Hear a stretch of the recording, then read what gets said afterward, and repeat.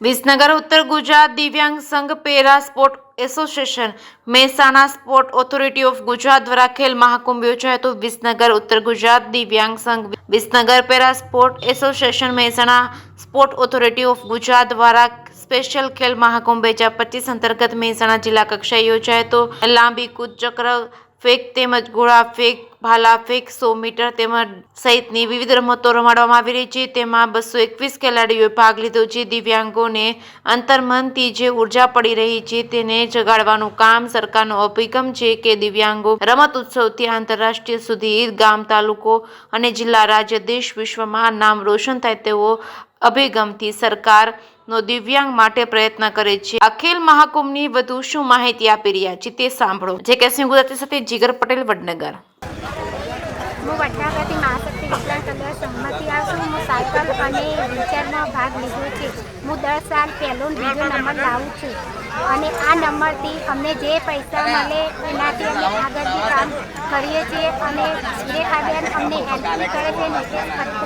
હિતેશભાઈ ખત્રી બી અમને બહુ હેલ્પ કરે છે। રમતોને અમને લાવે છે, પ્રેક્ટિસ કરાવે છે, બધી રીતે અમને હેલ્પ કરે છે। ખાસ કરીને અહીંયાનું આયોજન કેવું લાગે? આયોજન મસ્ત છે। અમે 2 દિવસ આવ્યા હોય તો અમારી ઘરની ફેમિલી હોય એ રીતે સુરેખાબેન અને અશોકભાઈ અમારી સારવાર કરે છે। નમસ્કાર।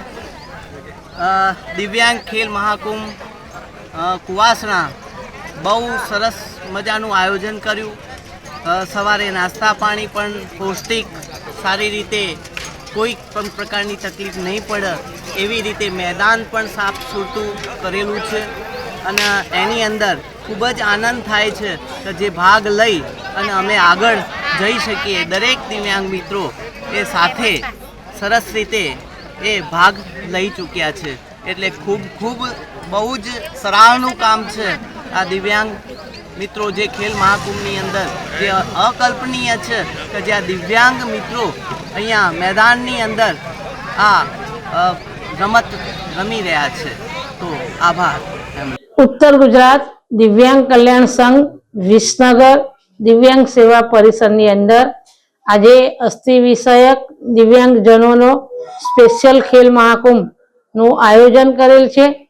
આ ખેલ મહાકુંભની અંદર 221 ખેલાડીઓએ ભાગ લીધો છે અને આજે એથ્લેટિક રમત રમશે, જેની અંદર પ્રથમ ક્રમે વિજેતા થાય જિલ્લા કક્ષાએ તો 5000નું ઇનામ છે, દ્વિતીય ક્રમે વિજેતા થાય તો 3000 છે અને તૃતીય ક્રમે વિજેતા થાય તો 2000 છે।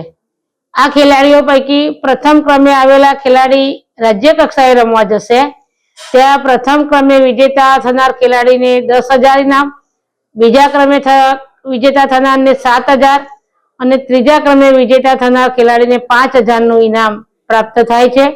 રાજ્ય કક્ષાએ જેમનું પરફોર્મન્સ સારું હોય એવા ખેલાડીઓ પેરા સ્પોર્ટ એસોસિએશન દ્વારા નેશનલની સ્પર્ધાઓમાં ભાગ લે છે અને ત્યાં પ્રથમ ક્રમે આવનાર ખેલાડીને 2 લાખ રૂપિયા, બીજા ક્રમે આવનાર ખેલાડીને 1 લાખ રૂપિયા અને ત્રીજા ક્રમે આવનાર ખેલાડીને 50,000નું ઇનામ પ્રાપ્ત થાય છે।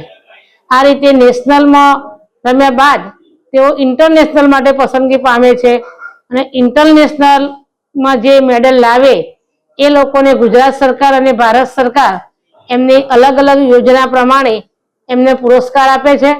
એ ઉપરાંત સરકારી નોકરીમાં પણ તેમનો સમાવેશ કરી અને તેમની શૈક્ષણિક લાયકાત પ્રમાણે ક્લાસ 2 અને ક્લાસ 3ની નોકરી પણ એમને આપે છે। તો આ પ્રમાણે ભારત સરકારના આપણા યશસ્વી વડાપ્રધાન નરેન્દ્રભાઈ મોદીએ જ્યારે ખેલકૂદને ખૂબ જ મહત્વ આપ્યું છે અને એના લીધે ખેલાડીઓ ખૂબ પ્રોત્સાહિત થાય છે અને ઘણા બધા ખેલાડીઓ અત્યારે ગ્રાઉન્ડ ઉપર આવતા થઈ ગયા છે।